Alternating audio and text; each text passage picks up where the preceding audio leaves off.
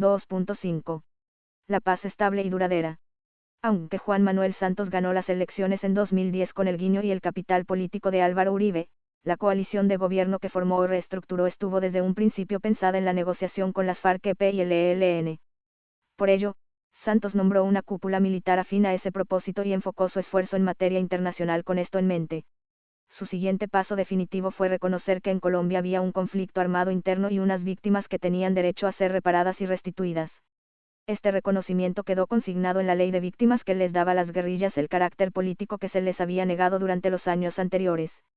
Esta también reconocía intrínsecamente que el Estado había sido responsable de violaciones de los DDHH e infracciones del DIH, pues se reconocía la existencia de víctimas de este. Santos no detuvo la ofensiva militar contra las guerrillas, pero le tendió un ramo de olivo a las víctimas y, por medio de este, formó una coalición diferente a la que lo había elegido. La alianza política con la que gobernó Uribe era para ganar la guerra contra las FARC-EP y legalizar el statu quo de la coalición contrainsurgente de la que muchos habían sido parte directa o indirectamente. Al cambiar esa coalición, Santos indujo una ruptura necesaria en las élites en el poder. En la guerra en Colombia se habían cometido tantos y tan horrorosos crímenes que Santos entendió que ninguna victoria sería legítima si no se reconocían o resarcían parte de ellos. La acumulación de tierras a partir del fraude, la corrupción y la violencia ocupaba un espacio especial en ese ramillete. En esa medida, la restitución de tierras fue un reconocimiento institucional de que ese robo sí se produjo y se produjo con sangre. La ruptura entre Uribe y Santos no fue solo narrativa o ideológica. Esta supuso una bifurcación en el modelo de Estado, de democracia y de sociedad. Al reconocer el problema de la tierra, Santos recogió el legado de López Pumarejo y de Lleras Restrepo. Y al admitir la existencia del conflicto armado, le hizo honor a una tradición política en Colombia, la del diálogo nacional, la que iluminó momentos como la Constituyente, en los que la democracia colombiana dio saltos hacia adelante. Según Santos, la negociación y el ingreso de las FARC a la política permitiría que territorios en los que el Estado era fallido pudiesen incorporarse paulatina y pacíficamente a la nación. En su visión, se trataba, en definitiva, de una paz con un poco más de democracia y con un énfasis en las víctimas y los territorios. Para 2014, sin embargo, Uribe se oponía a las políticas y el gobierno de su sucesor.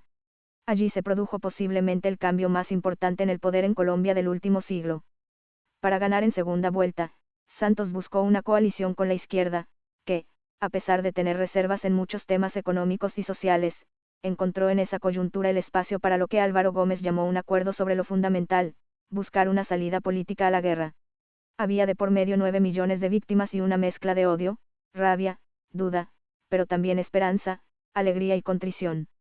En 2016, el acuerdo de paz cerró un largo ciclo de idas y venidas entre la guerra y la búsqueda de la paz. El resultado final fue una inclusión a la democracia de sectores que no formaron parte de ella en el pasado en virtud de muchas razones. En particular, supuso el ingreso de las izquierdas que primero buscaron llegar al poder por las armas y que luego entendieron que al poder en Colombia debía llegarse por la ruta de la competencia política, y que la guerra es un despropósito y una iniquidad. Hoy, al cerrar el capítulo de parte de la guerra insurgente, el país intenta superar la anomalía de una democracia violenta. El propósito de vivir en una democracia distinta aún tiene muchos retos por delante, entre otros, 1.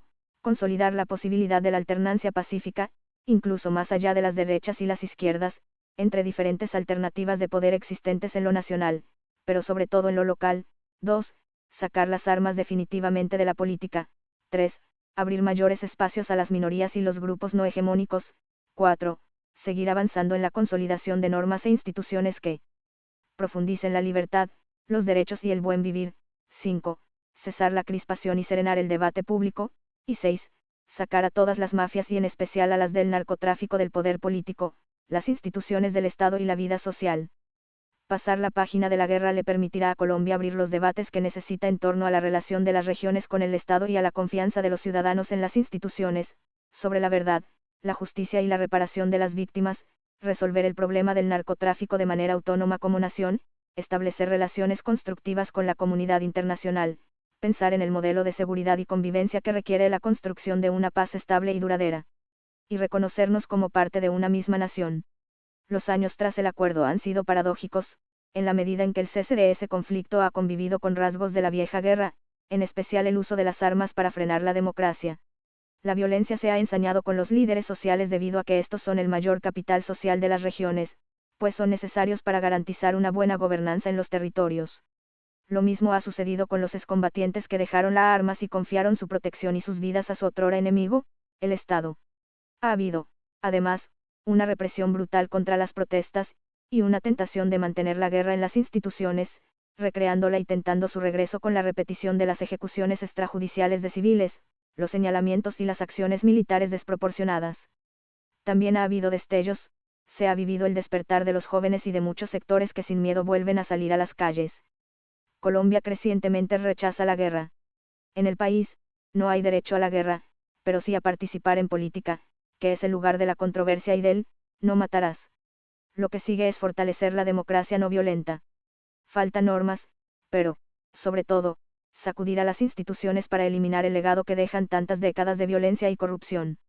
Estas deben recuperar los valores que hacen que la democracia sea vigorosa, la participación, el pluralismo, la transparencia, la diversidad, las libertades y, por supuesto, la imaginación moral de un mundo mejor. 2.6. Conclusiones. 2 horas 6 minutos 1 segundo. Una democracia herida por la guerra. La violencia política se ha ejercido de manera simbólica y física en medio de la guerra. La estigmatización y la construcción ideológica del adversario como enemigo funcionó desde los años de la hegemonía conservadora y la violencia bipartidista, y se continuó ejerciendo en el marco de la polaridad ideológica de la Guerra Fría.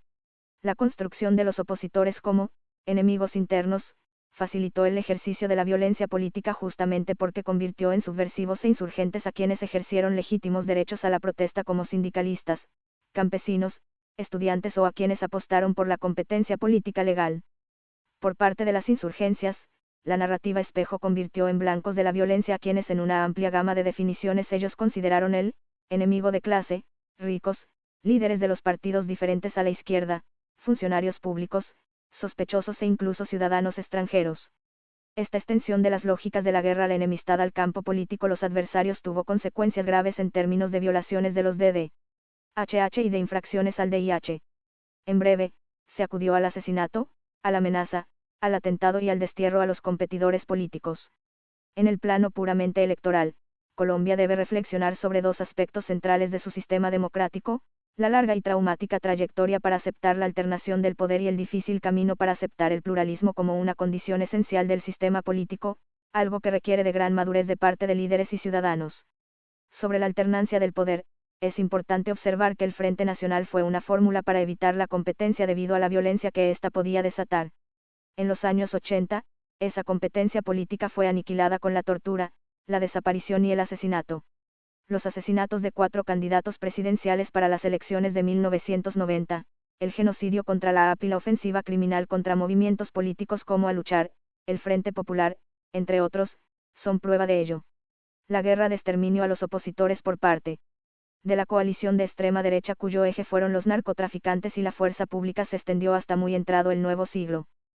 Por las balas del paramilitarismo cayeron líderes de movimientos democráticos regionales y nacionales, defensores de derechos humanos, maestros, periodistas, líderes sociales, gobernantes locales y militantes de todos los partidos. Las guerrillas también eliminaron a sus adversarios a lo largo del conflicto. El ELN, por ejemplo, asesinó a sus críticos, como el obispo de Arauca, Monseñor Jesús Emilio Jaramillo, y a Ricardo Lara Parada 103 y a quienes se negaron o abandonaron pactos voluntarios o bajo presión con esta organización. Las FARC-EP eliminaron y secuestraron a alcaldes, concejales, diputados, gobernadores, congresistas, y en Caquetá, por ejemplo, acabaron con todo vestigio de las élites políticas establecidas, en ese caso, la línea turballista del Partido Liberal. Las guerrillas y paramilitares usaron las armas para agenciar intereses propios, pero también para favorecer a sus aliados políticos.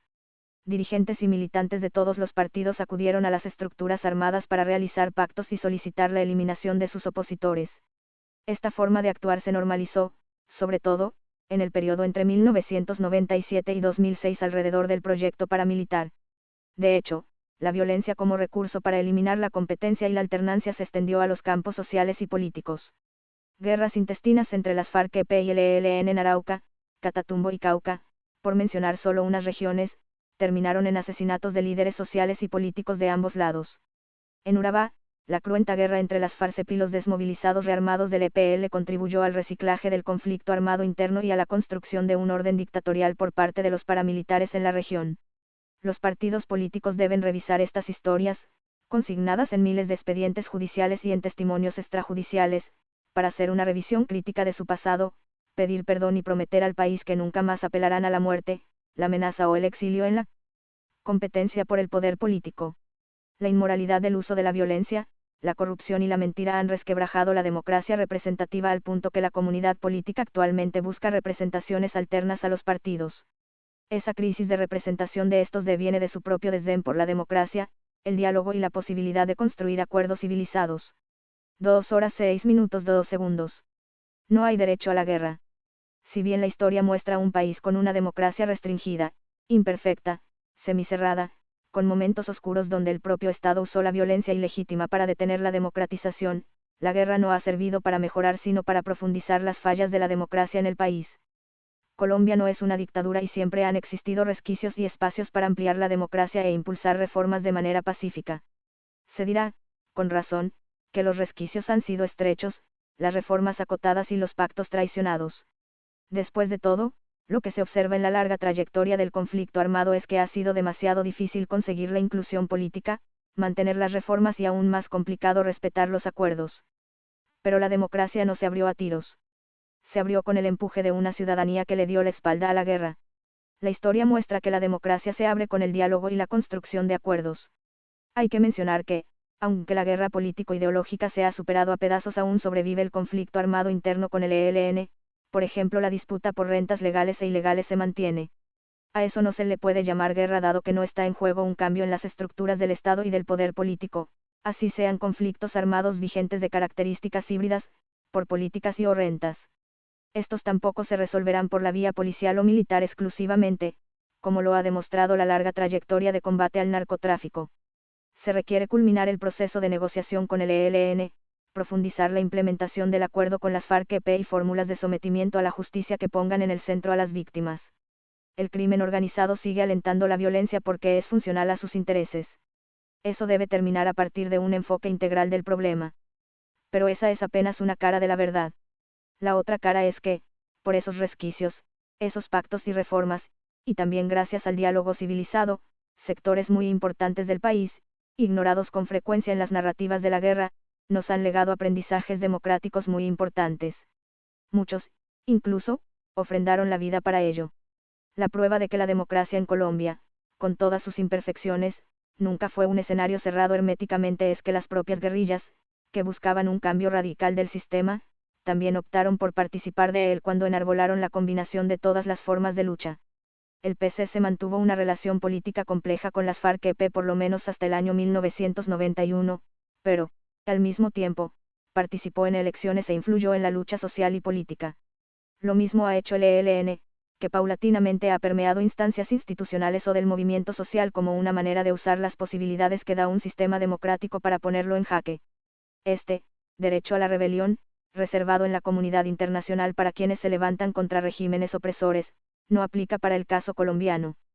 Sería un largo debate decir si se aplicó en algún momento por las exclusiones que representó el Frente Nacional, por la dictadura disfrazada, que hubo durante el Estatuto de Seguridad, o durante la guerra sucia de exterminio social y político alentada por sectores del Estado y las élites. Todo ello puede considerarse suficientemente opresivo. Sin embargo, la historia reciente prueba que la guerra no hizo más que profundizar los rasgos más autoritarios y criminales del régimen político. La violencia solo engendró más violencia. La violencia sigue engendrando violencia. En cambio, el abandono del uso ilegítimo de las armas por parte de los dos actores fundamentales de la guerra Estado y guerrillas, o dicho en clave política, del campo de la contrainsurgencia que representa el statu quo y la insurgencia que representa el cambio revolucionario ha permitido los avances democráticos. La democratización y la paz han sido empujadas por la sociedad civil, organizada y no organizada, y por una confluencia de actores, nacionales e internacionales que han apostado por la salida política.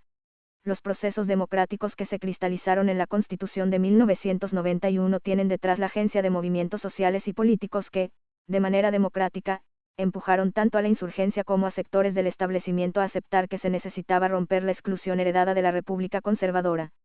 En los momentos más determinantes del cambio político se han integrado sectores de todas las clases sociales, de diferentes ideologías, y de toda la nación, en su sentido más amplio. Gracias a ellos fue que se dio la Constitución de 1991 y el acuerdo de paz firmado en 2016. Ningún partido, ninguna élite y ningún movimiento puede lograr la paz de manera personal o unilateral. De hecho, la falta de concurrencia de sectores de las élites, el Estado o el pueblo ha significado la repetición del conflicto. Eso ocurrió en los años 90 y, una vez más, después de 2016. El conflicto se perpetúa porque la paz no es un propósito nacional. La nación necesita enfilar sus esfuerzos en cerrar para siempre el capítulo de la guerra porque el pueblo colombiano ya no la quiere ni justifica. La guerra ya no necesita doctrinas, ejércitos, programas o rebeldes. La guerra no es el camino. 2 horas 6 minutos 3 segundos. La paz imperfecta. No basta con el silencio de los fusiles. En Colombia se han producido varios procesos de desarmes de guerrillas y paramilitares sin que ello haya significado el fin de la guerra y las violencias. Para dar paso al Frente Nacional, las guerrillas liberales y comunistas se acogieron a la amnistía, pero pronto se rearmaron ante el poco éxito de las reformas, sobre todo la agraria, la rehabilitación y la falta de un programa sostenido de reconciliación nacional después de la guerra civil. Luego, el segundo gobierno del Frente Nacional atacó militarmente el problema, destruyendo cualquier espacio para la paz, y armó a los civiles en autodefensas anticomunistas.